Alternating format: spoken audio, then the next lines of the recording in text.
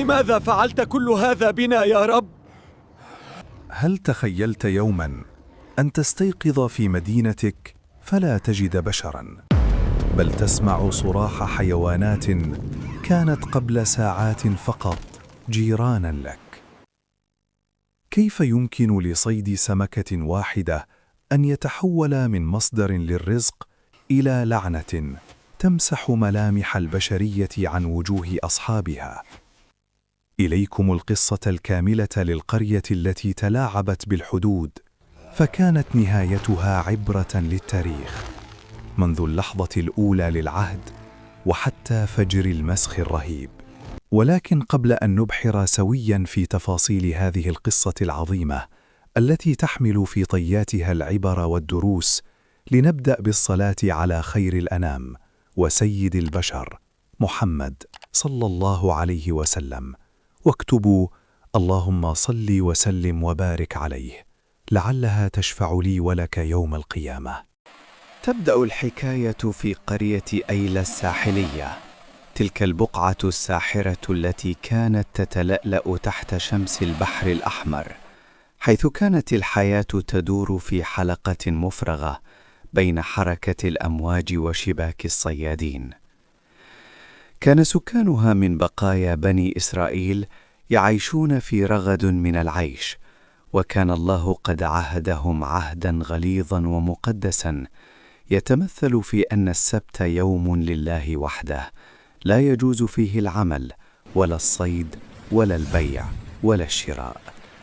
كان السبت في جوهره اختبارا للروح قبل أن يكون امتحانا للجسد، وكان الهدف الإلهي هو معرفة من يمتلك القدرة على لجم شهواته المادية ليشتري الصفاء الإيماني والسكينة الروحية. مرت السنوات والقرية تعيش في هدوء تام، السكينة تسود الشوارع في صباح السبت، والمراكب ترسو بوقار على الرمال، والناس مجتمعون في صوامعهم ومساجدهم يرفعون أصواتهم بالذكر والتسبيح. لكن الله سبحانه الذي يختبر عباده ليمحص ما في صدورهم أراد أن يضع هذا الإيمان في أتون التجربة الصعبة، فبدأت ظاهرة كونية غريبة ومستفزة تتشكل في مياه القرية يوما بعد يوم. في أيام الأسبوع الستة المحللة كان الصيادون يخرجون بكل عتادهم وقوتهم، يصارعون الأمواج ويكدون من الفجر حتى الغروب، فلا يجدون في شباكهم إلا أسماكا صغيرة متفرقة بالكاد تسد رمق أطفالهم. تخيل شعور الأب وهو يرى صغاره يتضورون جوعا، بينما البحر الذي طالما أعطاهم بكرة وأصيلا أصبح يظن بخيرة أرزاقه طوال الأسبوع، وكأن الأسماك قد هجرت الشاطئ إلى غير رجعة.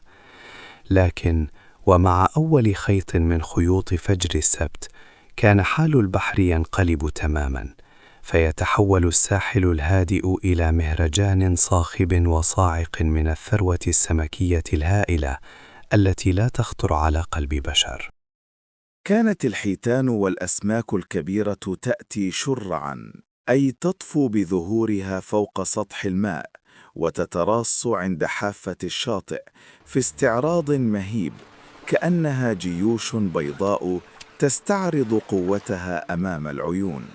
كانت الأسماك تقترب بجرأة لم يسبق لها مثيل، حتى إن جلدها الأملس كان يلامس أقدام الناس الواقفين على الرمل، وكانت تتراقص وتتلاعب أمام أعين المحتاجين بجرأة مستفزة ومغوية. بمجرد أن تغيب شمس السبت ويحل ظلام الأحد، يركض الصيادون إلى قواربهم بشغف وجنون، فلا يجدون سمكة واحدة، فقد غاصت جميعها في أعماق الغيب، تاركة وراءها خيبة الأمل. هذا المشهد المتكرر أحدث زلزالاً نفسياً واجتماعياً في القرية، وبدأت الهمسات تتعالى في المجالس المغلقة وفي الطرقات المظلمة. لماذا يحرمنا الله هذا الرزق وهو يتراقص أمام أعيننا؟ أليست هذه الحيتان من خلق الله؟ فلماذا تمنع عنا في وقت وفرتها؟ هنا برزت في الأفق شخصية المتحايل الأول، وهو رجل أضناه الفقر، ولم يعد يطيق صبرا على رؤية الثروة تضيع منه، فوقف أمام البحر ذات سبت واللعاب يسيل من فمه وهو يرى حوتا سمينا يكاد يلمسه. بدأ الشيطان ينسج له أول خيوط المؤامرة بذكاء شديد، فلم يقل له اصطد واكفر بعهدك، بل قال له كن ذكيا، فالذكاء هبة من الله، واستخدم عقلك للالتفاف على النص لا لكسره. في ليلة الجمعة تسلل هذا الرجل تحت جنح الظلام إلى الشاطئ المهجور، وحفر بركة عميقة، ثم شق قناة دقيقة تربطها بمياه البحر، وجلس خلف الصخور يراقب بصمت وقلق. حين جاء السبت اندفعت الأسماك كعادتها نحو الشاطئ مع حركة المد، فدخلت البركة بسهولة، وعندها قام الرجل بإغلاق القناة بكتلة من الحجر والطين ليحبس الرزق داخل سجنه الصغير. في فجر الأحد ذهب والناس ما زالوا في مضاجعهم، وأخرج الحيتان من بركته وصار يتباهأ بصيده الوفير أمام جيرانه الذين أصابهم الذهول من كثرة ما معه من لحم وخير. لم يطل الأمر حتى بدأت العدوى تنتقل كالنار في الهشيم، فالناس بطبعهم يراقبون النجاح المادي، وبدأت الضعفاء يقلدون هذا الرجل، فتحولت القرية إلى ورشة عمل سرية تحت الأرض وفوقها. بدأوا يهندسون القنوات المعقدة، ويحفرون الأحواض الضخمة، وينصبون شباكاً لا تقبض على السمك في السبت، ولكنها تمنعه من العودة للبحر حين يحل الجزر، فيظل عالقاً ينتظرهم يوم الأحد. صار المبرر الأخلاقي لديهم جاهزاً دائماً لردع أي تأنيب للضمير: نحن نحترم السبت بقدسية تامة، فنحن لا نلمس السمك بأيدينا ولا نخرجه من الماء في السبت، نحن فقط نستلمه يوم الأحد من مخازننا. هذا النوع من النفاق القانوني كان في حقيقته أخطر من المعصية الصريحة، لأنه كان محاولة صبيانية لخداع الخالق الذي يعلم خائنة الأعين وما تخفي الصدور وما يختبئ خلف النوايا. في المقابل برزت جبهة الوعظ القوية، رجال مؤمنون بصدق لم تغرهم الحيتان ولا الأموال، بل رأوا في هذا الفعل استهزاء صارخا بقدسية الذات الإلهية واستهتارا بشعائر الدين. كان هؤلاء المصلحون يمشون في الأسواق بوجوه شاحبة من الخوف على قومهم، يطرقون الأبواب ويقفون عند البرك المحفورة يصرخون بأعلى أصواتهم: يا قوم، الله لا يخدع بالصور والشكليات، والسمك الذي تأكلونه اليوم سحت وحرام. كانوا يشرحون للناس بمرارة أن الحيلة هي المعصية ذاتها، بل هي أقبح منها، لأنها تجمع بين الذنب وبين الكذب على النفس والجرأة على شرع الله.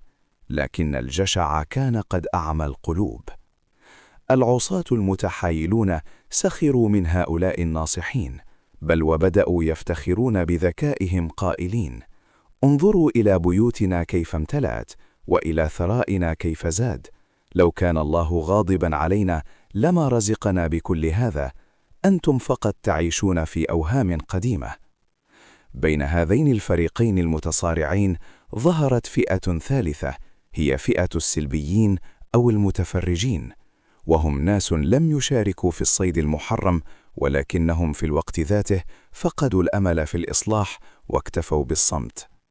كان هؤلاء الساكتون يلومون المصلحون ويقولون لهم بيأس: لماذا ترهقون أنفسكم في نصيحة هؤلاء؟ لقد ختم الله على قلوبهم، وهم قوم قد كتب الله عليهم الهلاك أو العذاب الشديد لا محالة. فكان رد المصلحين بكلمات خالدة سطرها القرآن الكريم: نعظهم معذرة إلى ربكم، أي لكي نبرئ ذمتنا أمام الله يوم الحساب، ونقول يا رب نحن فعلنا ما علينا ونهينا عن السوء، ولعل صرختنا هذه توقظ ضميرا نائما قبل فوات الأوان. تزايد الشرخ في المجتمع الصغير، واشتد التوتر حتى أصبح الهواء في إيلة مشحونا برائحة الخطيئة والتمرد، وأصبح المصلحون يشعرون بالغربة في وطنهم، وهم يرون المنكر يمارس جهارا نهارا. عندها اتخذ المصلحون القرار الصعب، وهو الانفصال الجسدي والروحي التام، فبنوا جدرا عظيما أو حاجزا خشبيا يقسم القرية إلى شطرين: شطر للحق والعبادة، وشطر للمكر والشهوات واللحم الحرام. كان هذا الجدار هو البرزخ الأخير بين الرحمة واللعنة، وكان خلفه العصاة يقضون لياليهم في السهر واللهو الصاخب، يخططون لمزيد من الثراء، ويضحكون على سذاجة الطرف الآخر الذي يترك الرزق يضيع منه. وفي ليلة من ليالي الظلم الصامتة التي لم يقطع سكونها إلا صوت الأمواج، نام العصاة وهم يحلمون بحيتان الفجر، ولم يدركوا أن سيف القدر قد سل، وأن القلم الإلهي قد كتب كلمته الأخيرة في حقهم.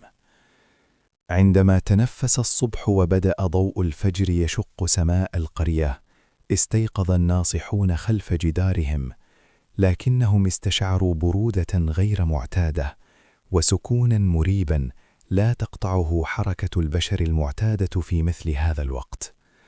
لم يسمعوا صوت مؤذن ولا جلبة صياد ولا حتى بكاء طفل، بل كانت هناك أصوات حيوانية غريبة، عواء ونباح وصراخ لا يشبه في تردده كلام بني البشر بأي حال من الأحوال.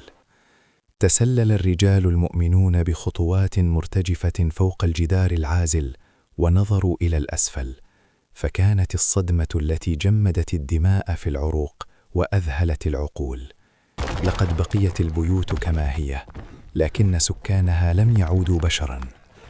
لقد مسخ الله القلوب التي تحايلت وزيفت الحقائق، فمسخ الأجساد لتعكس قبح الأرواح، فتحول الطامعون الماكرون إلى قردة خاسئين قبيحي المنظر، تعلو وجوههم حيرة حيوانية مؤلمة.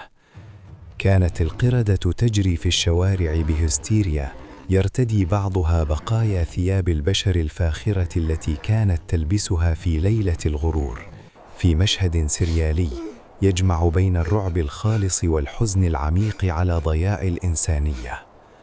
يروى أن القرد كان يلمح قريبه المؤمن وسط الزحام، فيهرع إليه والدموع تنهمر من عينيه، ويتمسح بثيابه ويشم يده، كأنه يتوسل إليه أن يعيده بشرا مرة أخرى أو يطلب منه الصفح. كان المؤمن ينظر إليه بقلب محترق ويقول: يا فلان، ألم ننهكم عن هذا؟ ألم نحذركم من مكر الله؟ فيطأطئ القرد رأسه ويومئ بنعم، وهو يئن أنينا يمزق القلوب، ولكن بعد أن أغلق باب التوبة. بقي هؤلاء الممسوخون في القرية 3 أيام بلياليها، لا يطعمون طعاما ولا يشربون شرابا ولا يستطيعون التناسل، حتى هلكوا جميعا عن بكرة أبيهم، وطهر الله الأرض من دنس مكرهم وخداعهم. نجا الذين نهوا عن السوء لأنهم امتلكوا شجاعة الموقف ولم يكتفوا بالصمت، وصارت قصتهم منارا للأجيال، تذكرنا دائما بأن الله لا ينظر إلى قشور الأفعال ومظاهرها، بل ينظر إلى المقاصد الكامنة في أعماق الأرواح. إن قصة أصحاب السبت هي صرخة عبر العصور، تحذرنا من أن الالتفاف على المبادئ بدعوى الشطارة هو المسخ الحقيقي للإنسان، وأن الصدق مع الخالق هو النجاة الوحيدة من أمواج الفتن المتلاطمة. انتهت القرية وبقيت الأطلال، وبقي القرآن العظيم يتلو قصتهم آناء الليل وأطراف النهار، ليعلمنا أن الأمانة هي أغلى ما نملك، وأن تضييعها يعني ضياع ملامحنا الإنسانية قبل أي شيء آخر. وقد سجل القرآن هذه العبرة الخالدة في آيات تتلى إلى قيام الساعة، منها قوله تعالى: واسألهم عن القرية التي كانت حاضرة البحر إذ يعدون في السبت، وقوله تعالى في بيان المسخ: فلما عتوا عما نهوا عنه قلنا لهم كونوا قردة خاسئين. فإذا أعجبتكم هذه القصة فلا تنسوا دعمنا بالإعجاب والاشتراك في القناة لمزيد من القصص والحكايات الملهمة، ونلقاكم في قصة جديدة بإذن الله. والسلام عليكم ورحمة الله وبركاته.